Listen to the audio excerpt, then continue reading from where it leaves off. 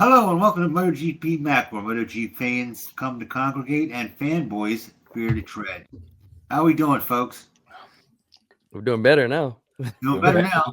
Doing better now that we hit record. Yeah. Man, for fuck's sake.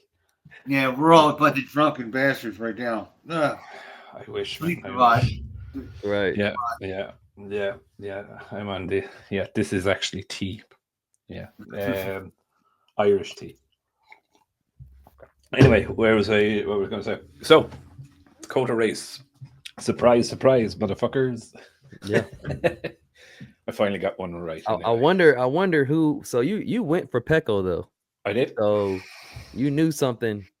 I didn't know. I would have been right if he wouldn't have made a mistake. I'd have had Pecco, and, Marquez, and Pecco, and my third one was Agudero. That was That was an out there one. Yeah. Now look, it was a fun race weekend, right? And for me, I enjoyed it. Obviously, I enjoy the races when they're on in the evening in Ireland. There's not much more stress in trying to fucking get in the. Yeah, you're not used to this time. I know, man. Fucking hell, we're doing the podcast late. Yeah, he's not, but anyway, yeah. Look, I thought the race itself was. There was a good few battles, but it got drawn out straight away. And it's the thing with COTA being so fucking long and that squiggly fucking bit at the end. Do you know what I mean? It tends to draw out the races. No, we did have some really good battles, to be fair. And I suppose, at the start, just so people are aware, what Mark did was fine. It was legal. There's no issues. As I've kind of said before, Mark made two mistakes today, and the first mistake that he made was when he was going to do what he did. Now, it was definitely planned. You could see it with his engineers; they were all fucking that he was going to go do it. He was obviously on the wet tires, and he made a bolt for the pit lane. And as soon as people saw him run, they knew what was up. Do you know what I mean? Yeah. Whereas if he kind of walked away over, or if one of his mechanics was over by the wall and it was like that he went over to him just before it, no one would have batted a fucking eyelid. Do you know what I mean? And then he could have fucking run for it, and it would have been too late for anyone else. Now the whole thing of what happened, it's completely legal, of course, but the reason why it was called as a race or full restart and not the lads didn't have to start from the pit lane was because more than 10 riders left the grid to get bikes. And if you look at the side of the grid, if you look at the side of the pit lane, remember the issue that we had in the Saxon ring there a number of years ago when they all changed tires and this, that, and the other, or changed bikes, they only have 10 grid spots in the pit lane. So where does number 11 go and stuff like that? Now, I will be honest, if I could be aggrieved for someone, or someone should feel aggrieved, it should be Ayagura. He was on the grid with slicks. Do you know what I mean? And they all made the wrong choice. Do you know what I mean? So but look, rules are rules. That's the way it is. If there's more than 11 riders leave, it's a full restart. That would have been interesting though, having the grid kind of shuffled a little bit. Yeah, look, I think the results would have been somewhat similar anyway. Do you know what I mean? Mark, Pecco, Alex, even Digi, they were all on a little bit different levels. Do you know what I mean? They would have come through. I think. Saying that, look, Ayagura probably, might have had a 20 or 30 second head start in them, but I genuinely think that they would have caught him. Do you know what I mean? Okay. But yeah, look, for me, Mark then obviously took off like a scalded cat. Was trying to. I think he was relatively comfortable when Alex was behind him. Do you know? But as soon as Pecco got past him, he started to try and pull out the gap again. And then he just made a rider error. Like, you know, that's all it was. You know, it happens. It happens to everyone. Like, you know what I mean? But he went up too high on that curb. That curb was wet. You know, and I did think it was kind of funny, all right, how he was riding with no foot peg, putting his foot in the exhaust. But it kind of showed you in the corners really how much they rely on it. When you how much do they that, really. Sorry, I was making a comment. Oh yeah. No, look, it shows you how much they rely on the foot pegs. Do you know what I mean? Going through the corners, do you know what I mean, to wedge the bike in and get it down and whatnot. But yeah, look, there's always questions about when this happens. Like, he fell, there's no foot peg. Is it safe? Probably not. You know, his suit was burst open in his arm. Oh man, I saw that. You saw a hole. And you're kind of going. You're kind of going like, it's borderline. Like, do you know what I mean? It is borderline. But no, saying that, you know, it was impressive at how he did it. But it's like, as soon as like Chantra passed him, he was like, fuck it. Do you know what I mean? He tried though. I give him that. I give him the yeah. He doesn't know when he's beaten. Like, do you know what I mean? Mm-hmm. Oh God, yes. Which is really good. Like, you know, look, as I kind of mentioned before to you lads, I was surprised though over the course of this weekend, he wasn't as dominant as I thought that he was going to be. Do you know what I mean? Like, I thought going into this weekend, COTA, Marquez, left-hand turn circuit, anti-clockwise, on a Ducati. The best Ducati. This is another Aragon. Like, do you know what I mean? Where he's like completely different stratosphere. And I don't think he was as comfortable as it was. And like, when Alex is behind him, I think he's a lot more comfortable than when Pecco was behind him, because I believe that he knew Pecco was going to have a go off him or try and bring that gap down. Remember, COTA, it's so bumpy that the worse the bike is, the better it performs almost.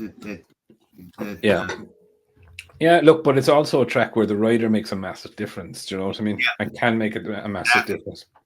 And that's kind of, I suppose, why I thought Mark would be dominant. And like I said in last week's podcast, the only person that could beat Mark this weekend was Mark. I said that today too. You know, and it turned out it's a weird. Yeah. Like, it's certainly not a track that you would gauge someone's form on for the rest of the season, except for Alex Marquez, right? And I know that's kind of a tongue twister, but Alex doesn't go well at the circuit ever. So the fact that he went really well there this weekend just shows that he's in a good spot with the GP24. Mm-hmm. So I think he crashed there 3 times in one time. Yeah. You know, at least 2. It's look, it's just not been the best circuit for him. So for me, you know, he's definitely a contender. I think Pecco's found something. Pecco was a little bit different this weekend, in my view. A little bit more aggressive right from the start. You could see it on even on the Friday morning when it was in the wet conditions. He was still giving it a go, right? Yeah, okay, I know he was at points. He was like 1.5 seconds off. You know, that's within the top 10 or whatever. You know, like, he was just doing what he needed to do. He wasn't actually taking the slow and steady Pecco pace. There was a little bit more urgency, is what I would call it. And a lot of laps at the end before Mark crashed, that Pecco was running a better lap time too. Well, Pecco did get one faster lap, but he kept Mark honest, and that's what I mentioned earlier. Like, Mark was fine when Alex was behind him, but as soon as Pecco came past Alex, Mark tried to push it on again, and that's where the mistake came from. Then, like, he was trying to pull that gap and get the safety. I thought it was a good showing from Fabio Di Giannantonio. I was actually happy to see him on the podium. You know, that poor fucker has had a fairly rough time in the past couple of months, if I'm honest. Like, you know what I mean, with the surgeries and all of this stuff, and you know, he took off the last three was it 3 races towards the end of the last season to get his shoulder done, and then in fucking testing he did the shoulder again, Jody, and you're just like, well, someone give this poor bastard a break, like, you know what I mean? So look, it's good to see that he got on the podium, and you know, look, you can say that that it's luck, and you can say that Pecco won because Mark didn't finish. Well, motorbike racing is not about your start; it's about what position you cross the line in. You know, Alex Marquez definitely a title contender. He is leading the championship now by a point. I was just about to say that from his brother, and whatchamacallit now, like the championship has completely closed up now again. Do you know what I mean? I think what is it? I think Pecco is like 11 points behind Mark and 12 points behind Alex. Do you know what I mean? So still close. So it's close. Where there was a gap opening up where Pecco, like, I was talking to someone and I was like, if Mark won today, then Mark literally has a free crash in his pocket. Do you know what I mean? So it's like Pecco then has to take all the risk, whereas it's not like that now. And of course, because we're going back to the Qatar. Going back to Qatar, kind of Qatar in Europe now. I think we'll see the gap to Mark close. Pecco won there last year. He won in Qatar last year, so yeah, I think there's. I definitely think Pecco found something this weekend. Don't know what it is, whether it's someone put a rocket up his arse or what, I don't know, but Qatar's another odd track, though. And I'll tell you, Qatar is something that Marquez does not like. That's one of Mark's bogey tracks. Seems like it. Yeah. So look, it will be interesting. Like for me, I think the danger man actually is Alex. Like, he is, out of a lot of them, he is the most consistent. Do you know what I mean? Yeah. Like we've had 3 races or 3 Grand Prix weekends, 6 races, if you include the sprint, and he's finished second in every single one of them. I wonder where the speed comes. Alex actually seems to have gained raw speed. I think it's more feeling. I think it's much more feeling, and you know, like, and I said this about Mark, right? Mark got off the Honda, right? He couldn't feel the front. He couldn't fucking get the bike to do what he wanted to do. You know, he got onto the 23 Ducati, which people say, oh, wasn't as good as the 24, and you're probably right, it's not as good as the 24. But all of a sudden, it's a hell of a lot better than the fucking Honda. Do you know what I mean? And you can feel the front and this, that, and the other. And then, if you remember, Pecco struggled on the 23, the 24, you know, and the lessons that they learned in the 24 should have been corrected for the 25. And again, Mark got onto it, and I thought it would take Mark a little while to acclimatize to the 25, but it just clicked with Mark. You know what I mean? And the 24 has seemed to just click with Alex. Do you know what I mean? He just seems very comfortable on it, even from the test in Barcelona straight away. Felt very, very comfortable on it, and you know, I think he was fastest, wasn't he? With Barcelona, I can't remember, but you know, look, he does look really, really good. Franco Morbidelli, lads, kind of eating humble pie with Franco. You know, he's fourth position in the championship, looking feisty. Do you know what I mean? Like, there was a good few passes. Like, he's consistently there at the point he hit. Yeah. Yeah. So I mean, you know, shouldn't he be though? I mean, he's on the. You're right. He should be on the 24, right? 24. Yeah. I mean, he should be where he's at. Yeah. Yeah. Look, he should be. Look, there's no doubt on that. But look, we were kind of writing him off even at the start of the season, saying like, you know, why is Frankie there? Why did he get his seat? Yeah, right. He's kind of showing us like, I'm still top 4, top 5 rider in the world, kid. Do you know what I mean? So look, you know, and it's not been the first year where we've said, "Hey, he shouldn't be there," and he really didn't deserve it. Yeah. He followed through, and he still didn't deserve it. You know, I don't. That's the one we always said he had 30 pictures of somebody. You know, he definitely did. Yeah. He had Valentino. Yeah, that's it. And then we have the, you know, everyone in this world wants to go for a beer with this fella, Jack Miller. I thought he was brilliant all weekend, even like in the tricky conditions, got out in fucking slicks. Like I was in stitches. I think it was a Friday. The Friday practice. Out Jack goes on slicks. Sorry, Luca Marini went out first on slicks, and then maybe a minute later, Jack went out on slicks, right? And the difference in the lap time was 3.5 seconds between Jack and Luca Marini on slicks. 3.5 fucking seconds. Like it just showed, like Jack just went balls to the fucking wall. Like, do you know what I mean? Yeah, and like in the sprint, it wasn't a great race for him, but today it was really, really good. Soft tire. Finished 5th place. Okay, should have been really 6th place, except Aldegar crashed out. The rest of the Yamahas are like, wasn't it like 12 and below? It's like, yeah. Like, well, yeah, we get on to Fabio in a bit, but it was just like Miller. Just he was rock solid today. Do you know what I mean? And you know, he's been consistent, right? Yeah, but look, saying that, then this is today was kind of his ideal conditions. You know what I mean? Mixed. Everyone's not sure. First fucking 10 laps, you know, everyone's a little bit tentative. You know what I mean? Is that a dark spot over there on the fucking track? Don't go near that. You know what I mean? And your man fucking right through it. Like, you know what I mean? Bezzecchi, you know, I'd lie if I said I didn't expect more from. More like what? Like a higher position? Higher position, do you know what I mean? Okay. Like 6th isn't bad, but look, there was a couple of people crashed out in front of him. Like that's 8th or 9th, really. Do you know what I mean? So so for me, he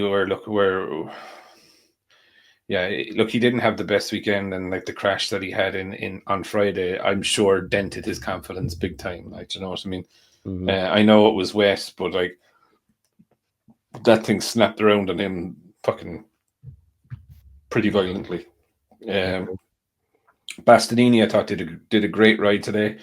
Yeah, like, you know, I think he made like 10 spots up. Which for me, I tell you, like, that's a hell of a lot. I wasn't holding out too much hope actually for Bastianini, but he's definitely seemed to have found something. I did note that he was the only KTM running the salad box, but he had no rear wings or any winglets or anything on the back of the bike, which I found very, very strange. But look, I suppose this data gathering or whatnot. Luca Marini, top Honda, 8th place. You know, it's not bad. Because Mir crashed. Marini passed Mir in the race. Yeah. Like the only rider that was ahead of Marini was I think Zarco was ahead of him. But he crashed too. Oh, huh? Yeah. No, look. Again, look, it's been an amazing turnaround for Honda. Like, you know what I mean? Like, I can't.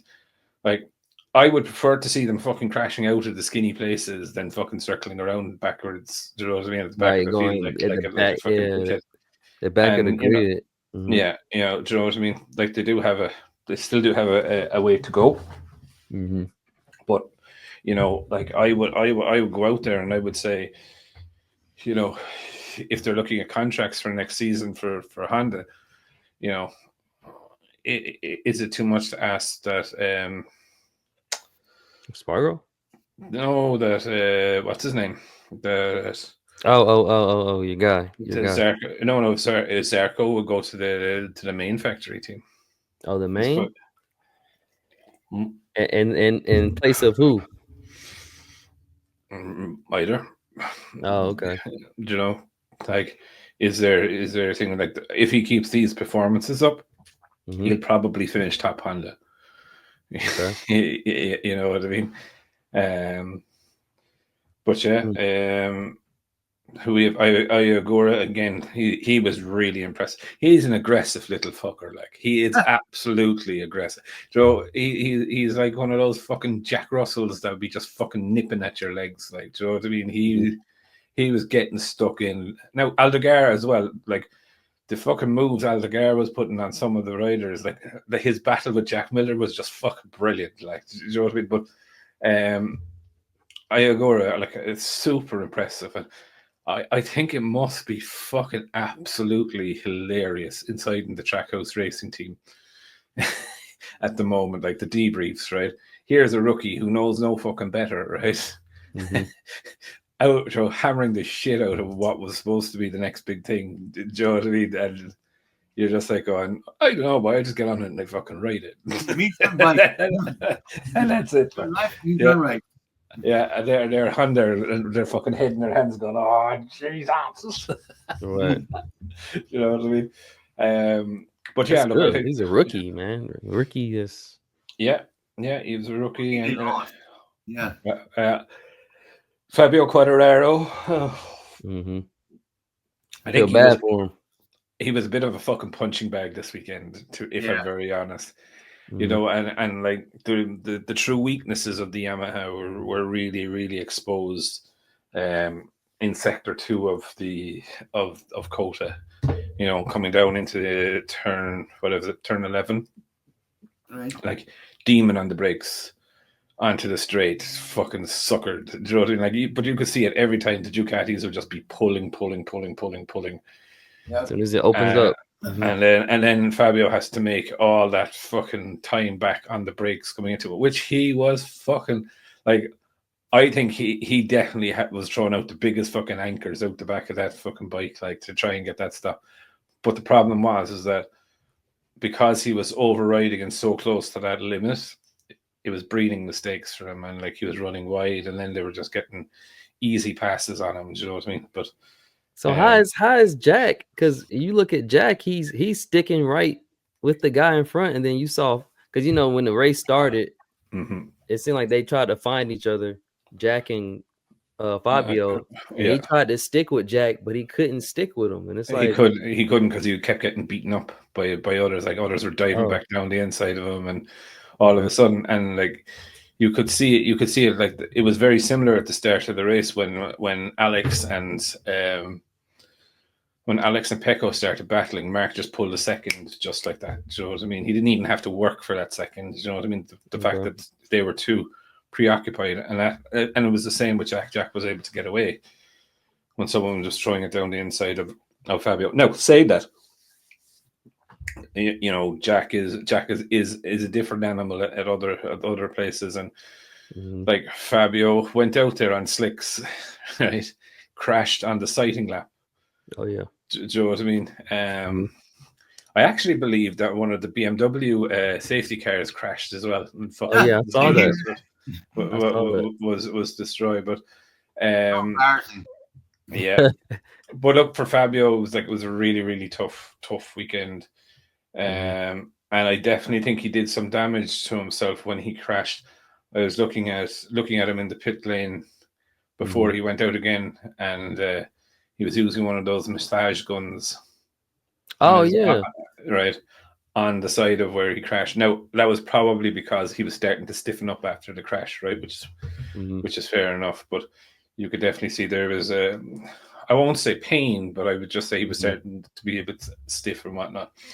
Rins did okay, just nothing special, which Rins is a COTA specialist. Do you know what I mean? So I kind of expected him a little bit higher, but yeah, I can't see Rins being kept in Yamaha next year. Like I cannot. I was gonna say, I don't know who is it. Paulo? Can we swap? Can we do a swap there? Can we swap them out or something? Yeah, another fella I think won't be there next year. Is Raul Fernandez. I think. Oh yeah. I think a fucking ejection seat, and I think I think the sooner the better. Do you know what I mean? Get him into Europe, get him a couple of races. If he doesn't perform, out you fucking go. Do you know what I mean? Bring in a rookie, give him the year or so just to get up to speed, and then you need a rookie. Augusto Fernandez didn't do a bad job. Like when you look at it overall, drafted in, he was supposed to be racing in World Superbikes this weekend. Yeah. Actually, talking about World Superbikes, great race. I was paying attention, so I was watching the race on mute because I can't stand James Thompson's commentary, or James Toseland, sorry. And I was looking at the timing, and Toprak's lap time for Superpole, or for his qualifying, was 1 second slower than Enea Bastianini's pole time last year. 1 second. Oof. That's fast. All those millions put into these prototypes. 1 second. Just for 1 second. Just for 1 second. But that's 1 second a lap, though. It's a qualifying lap, right? So everything is okay. right. So they're on the brand new tires, low fuel. Like the bikes are probably the most comparable, if you get me, in setup, and 1 second. It just shows you. Do you know what I mean? When you look at the gap between Moto 2 and MotoGP, you know, it's just one of those circuits, I think. Anyway, back to where we were. Maverick Vinales. What an absolute fuck up of a weekend. But did he stall the bike on the line? On the second start, yeah. Okay. So he gave the bike away for the lads to wheel it back, and then he was terrified. He didn't leave the grid, but his bike did. So then he was trying to get the bike back, and then he got the bike back, but and then they called it that it was a red flag and thing. And then he stalled it on the fucking grid and had to get pushed off. And it was just something you're actually looking at that time, and you're just like, actually, you're probably better off not fucking racing. Calm, the world is trying to tell you something here. Do you know what I mean? Right. And it's like he finished the way down to 14, starting from the pit lane and all of that. Lorenzo Salvadori, not a bad one. And Chantra, like I'm very impressed with Chantra, right? He is where I had expected the rookies to be. Do you know what I mean? And he's not firing it up the road at every opportunity that he can get, and this, that, and the other. He's doing really, really solid, really, really solid job. And then Zarco was the last one qualified, but again, he was way overriding what he was supposed to. Yeah. But look, again, he had a poor qualifying, put him in that position. Another rider of the day for me was Aldegar. He's aggressive little motherfucker as well. Like, you know what I mean? Like, really getting fucking stuck in. Not afraid of the big names. Not afraid of anyone. Do you know what I mean? Oh yeah, he was. Yeah, and his fined a couple of times, hasn't he? Also, he was fined. He was also fined by the FIM for aggressive riding. Yeah. But look, you know, again, I want to see rookies. You're hiring riders. Yeah. But I like to see rookies coming in there and being a bit fucking aggressive. Like, you know what I mean? I think, you know, like that's the only thing I could say about Chantra is that I wish he was a little bit more get fucking in your face and get stuck in. Yeah, I don't get you. I'm not a big Chantra fan. I don't see the. Like I could see Fermin Aldegar and Marc Marquez going fucking hard at it, like two riders that won't give you fucking an inch. Like, do you know what I mean? Obviously, look, we talked about Mark. Brad Binder, he pulled off with a technical issue, not running the salad box. But again, look, they were in a better position than I thought they would be. But still, I'll go out in a thing here and I'd say I think KTM are becoming the new Honda. Oh yeah, do you know what I mean? I think they're in. They don't know what direction that they're going. They've removed the salad box from the back of the bike, running different specs at the rear of it. So, yeah, look, I think there's some weird stuff going on. Joe and Mir crashed out, obviously. Again, saying that, you know, he's in the top 10 and he's crashing out. I'm delighted with that. I think, like, Joe, if you're crashing out down towards the back of the field, like, you know, it's like the fact that you're in a meaningful place is good. And Pedro Costa, Same sort of fucking shit as he was doing last year, losing the front, stupid fucking crashes. And I've wondered. I was looking at his lines now. We know when Pedro is turning into the corner, he turns into the corner very, very early compared to other riders, and he keeps the line an awful lot tighter. Mm-hmm. And it's consistent. He's consistently doing it from his how would I say, from last year. And I wonder, does that need to fucking change of how his style is of turning into the corner? Is it the fact that he's turning into the corner way too aggressively, causing him to have those stupid front enders? Right. Better off with the. Would you say you better off with the high side than the low side? Like as far as no, you're better. Obviously, you're always better off with the low side than the high side, right? You're always in a crash, right? That's the low side are the ones you're praying for if you're going to crash, right? But it's more so. I kind of have the vibe that he's not learning from the mistakes, and he's not looking at his riding style and kind of adapting it to okay, this is it. But look, realistically, lads, I'd be very honest. Acosta is probably going to be on the Ducati next year. Yeah. Man, are the rumors? The rumors are. Yeah. The rumors. TV. Why would you want him? What do you want him on? I'd rather him. He's been on the KTM since Moto 2. So or what I'd rather him develop that bike. Get it to where. But you see, that's the problem, is that he doesn't have the patience to develop the bike. He needs to get onto the bike and go. Right. Like there's an awful lot of rumors, and I actually find it very funny that an awful lot of the stuff that we talked on last week's podcast started coming out in news during the week. About Top Rack and all of this, especially Top Rack now apparently to Honda, or I think I don't know whether he would go to Honda, maybe, but I don't think that the Honda and the Red Bull relationship is great. No. So, and look, Aprilia would be looking for a Trackhouse. It would be a big brand, popular brand. Help them crack America. Obviously, with the Liberty ownership and all of that. So I think there's merit of him in MotoGP. And as I said, his lap time around Portimao was 1 second slower than a MotoGP time from last year with any Bastianini on pole. I mean, they can make it happen. I mean, you got Marquez. Remember we talked about that with his Red Bull contract, whatever. Yeah, and, I still reckon, by the way, that Red Bull are paying him not to. Not to go. Not to go. No, for Marquez, they're paying Marquez not to have any. Oh, not brands. To. Mm-hmm. Yeah, Marquez said that he's doing it out of loyalty.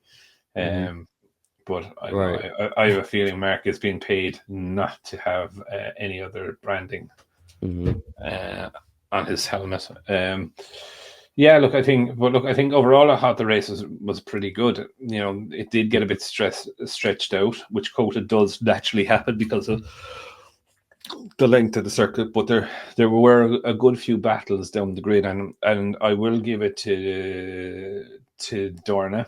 And I will give them a compliment in saying they weren't just focusing on Pecco and Mark and all of those. They were actually more focused on what was going down towards the back of the. We need that, at least the top 10. Give us a top 10.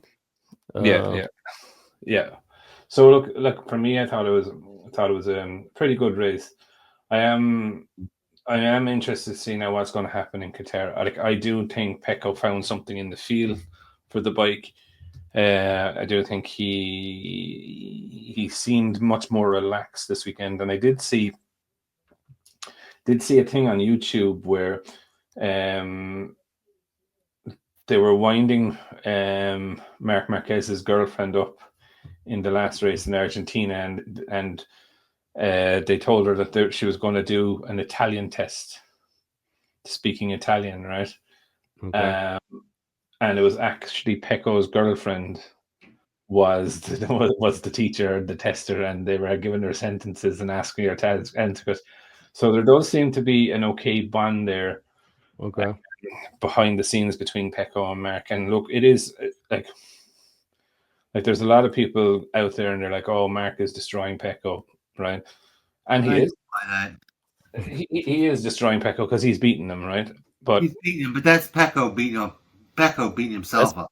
Yeah. And but that's no, Pecco being Pecco though. It's Pecco being Pecco. Pecco hasn't found his spot yet. Like as I said in last week's podcast, right? Pecco has scored the most points in the opening 3 races that he's ever scored in his life before. There you go. Do you know what I mean? So we know from history, Pecco starts slow. He does, you know. I think Pecco's in a better position, if you ask me, than Marquez, because that pressure he doesn't have, and then he has somebody to follow. Because normally Pecco's the number 1, and he has to lead. So that's it can be a lot of pressure. Yeah. Listen, look, it's never a nice environment when you have the same equipment as someone and they're beating you. Right? And you're beating. It's never no matter no matter what you are, right? Mm-hmm. You know, it creates doubt. It creates stuff like this, stuff that maybe Pecco has never experienced in his life. But saying that, Pecco is not an aggressive asshole in the way of how he conducts his business, you know. I did, and as I mentioned, I did notice he was a lot more aggressive from FP1 this week. But I do think that he was an awful lot more comfortable. Do I think he could have reached Mark's pace in COTA? No. He was still missing maybe a 10th, but he's definitely found a 10th. Do you know what I mean? Well, he's starting faster too, which makes it look like it too. He definitely starts faster. He started faster this weekend. I think he's getting closer though. I think he is getting closer, and like he's. You can see it with Mark. You can see Mark is starting to try and muscle the Ducati to start to do what it wants to do, and like definitely in the sprint race, he didn't look comfortable. Do you know what I mean? He didn't look as good as he looked in Thailand, for example. Like bang on. Yeah, do you know what I mean? He looked really, really comfortable in Thailand. Argentina, he was comfortable as well. Do you know what I mean? But here, in a circuit where he had a lot of expectation, it wasn't coming as easy to him. So the grip, but also I think how the bike was.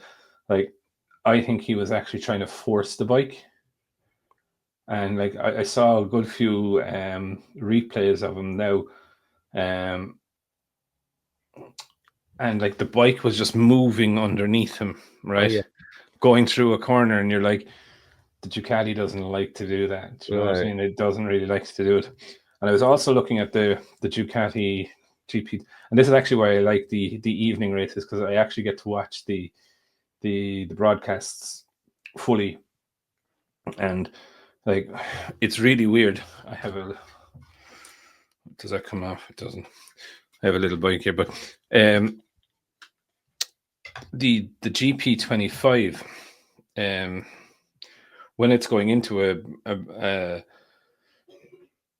into the braking zone, there's something in the rear suspension that is lifting the back of the bike to push the rear wheel down.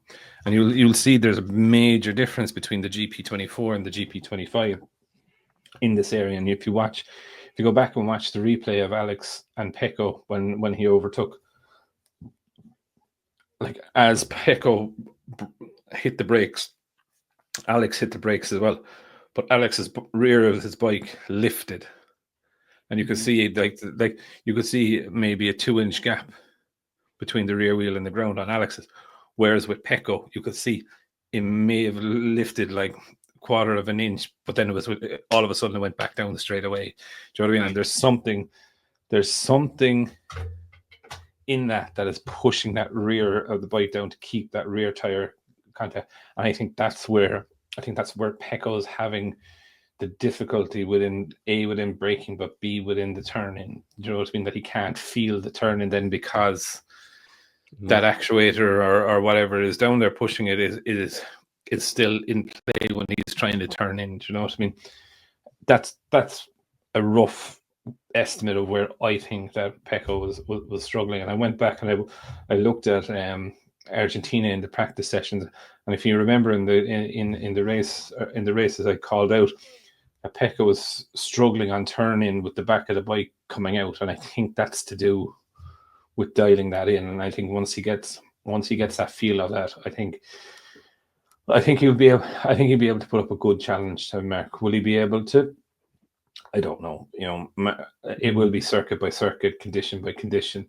Like I will tell you this. I do believe that if it was raining today, I think Pecco had the answer for Mark. Do you know what I mean? I think Pecco was much more comfortable. Yeah, I thought you were going to say Mark. Yeah, if it was raining, it would have been better for Mark. He's the master in the rain.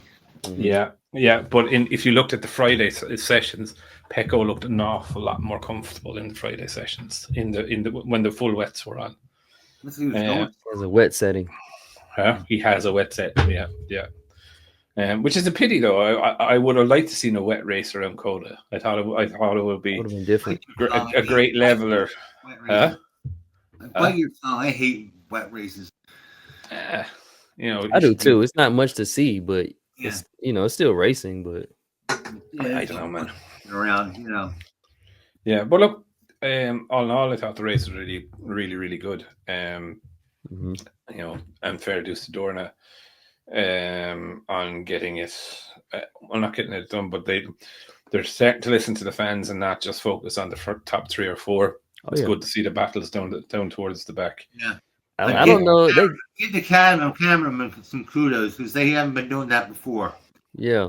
I don't know if they're listening. They're listening to these podcasts or whatever, but the cameramen have been doing a hell of a job lately. There's a lot of people, CV, and a lot of other magazines and broadcasters are listening to our podcast. So we'd just like to say hello.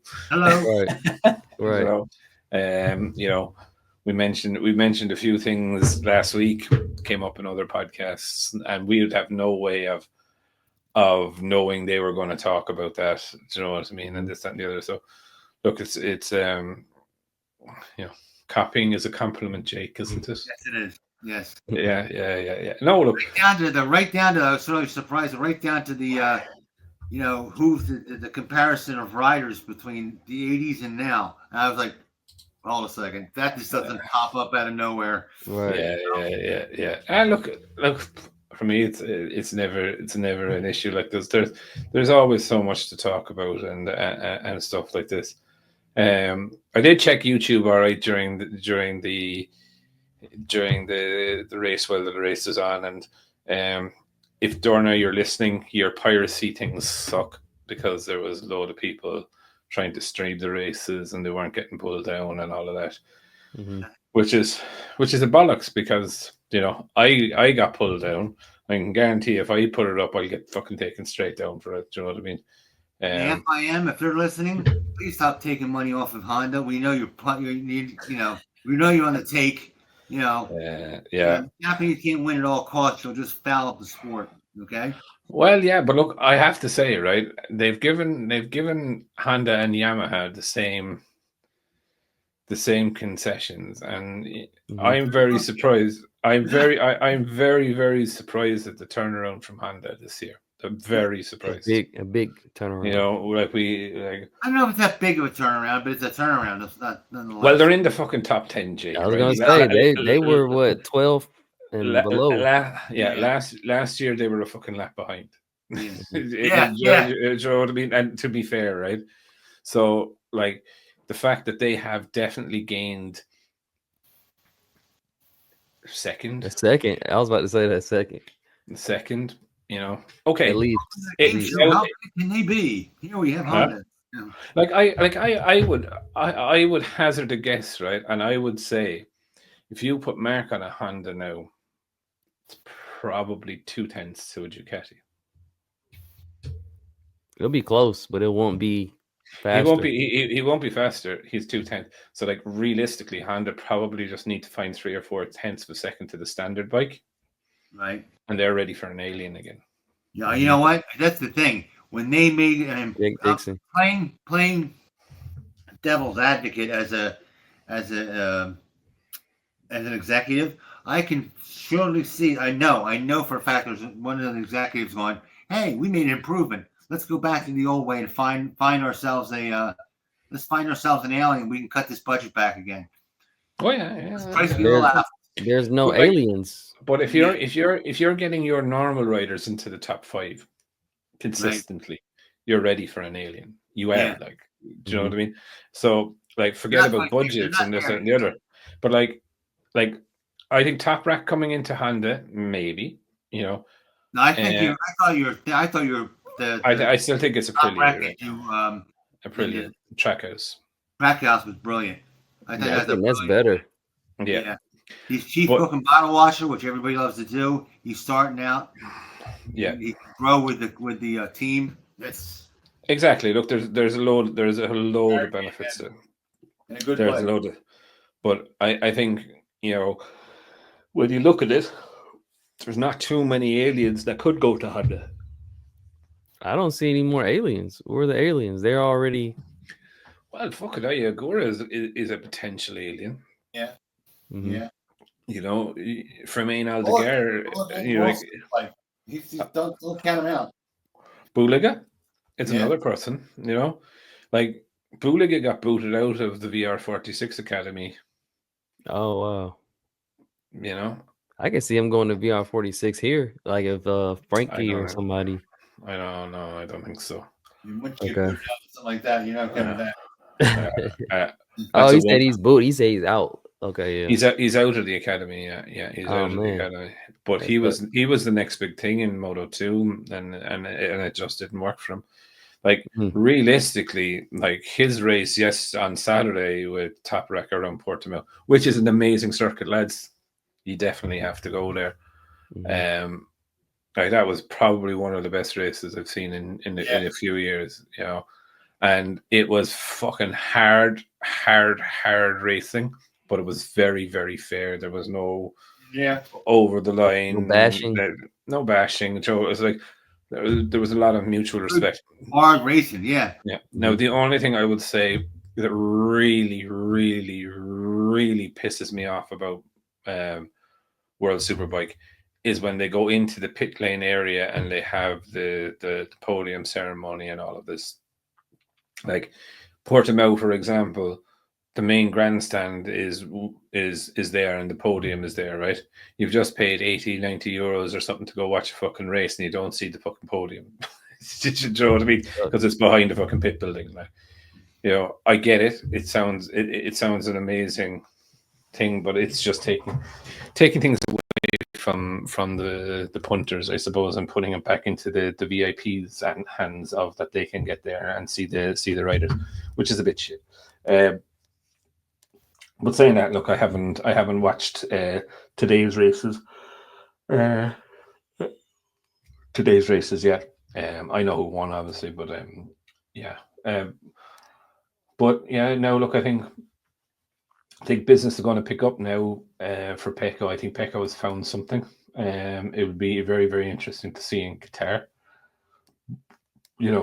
Coming out of today's race, if someone told me Alex Marquez would be leading the World Championship, I would have said, okay, here's the fucking, I'm going to check you into the loony bin, you know what I mean? And, Alex, he's definitely a title contender.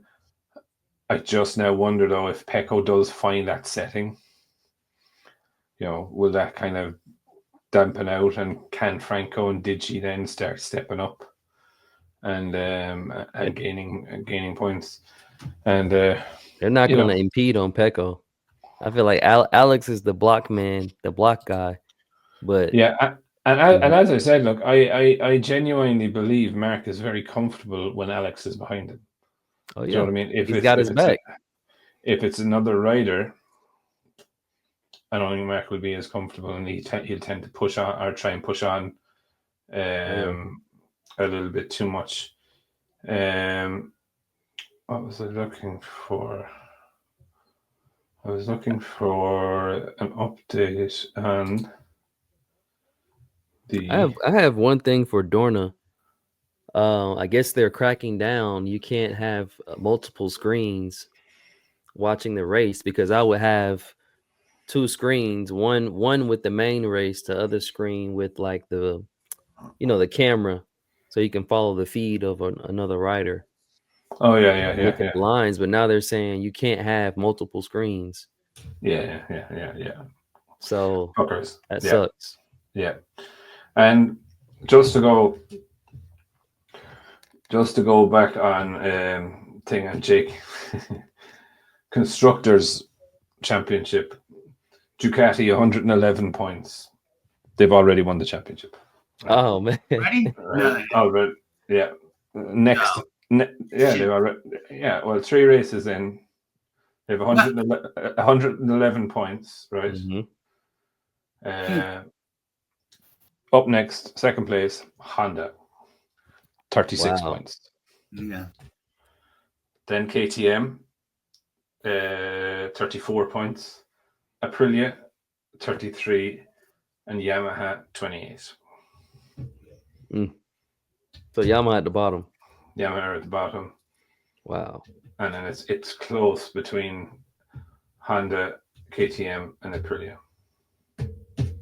Now, I will give Aprilia 1 asterisk in the fact that obviously they don't have Jorge Martin. Do you know what I mean? I expect when Martin comes back that they will probably move into second place in the championship. But I think what will actually happen is I think Honda will pull away from KTM.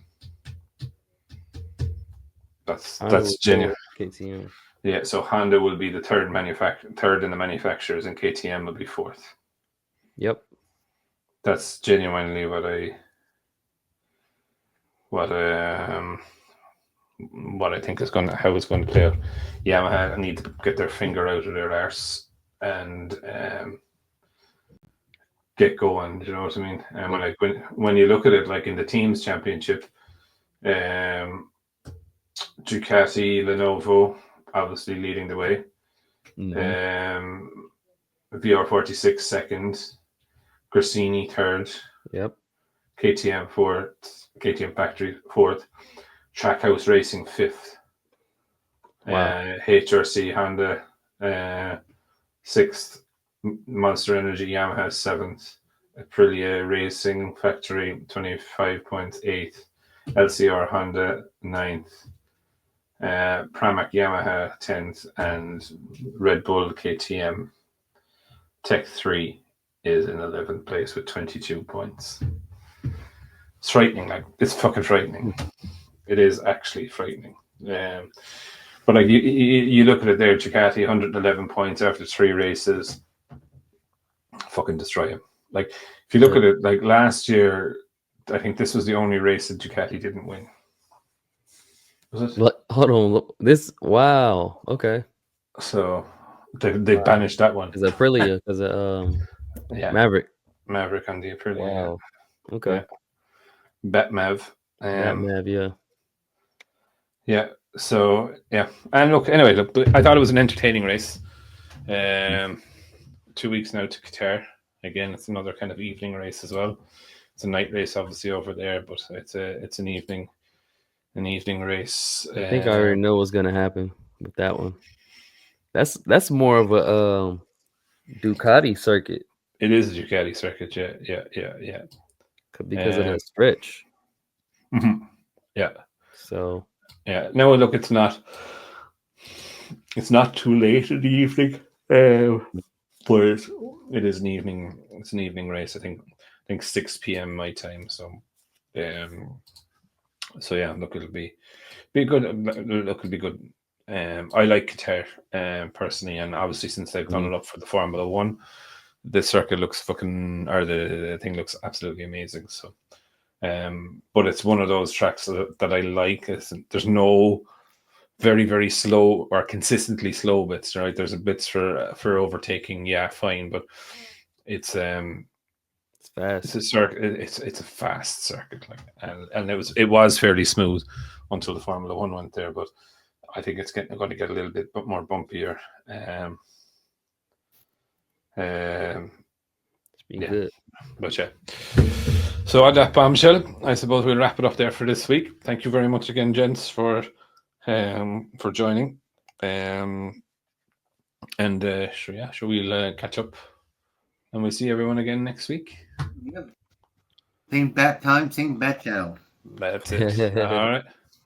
And by the way, folks, if you don't see a video coming out in the normal time on a non-race weekend, don't forget to remind me. There we go. Okay. See you later. Take it easy.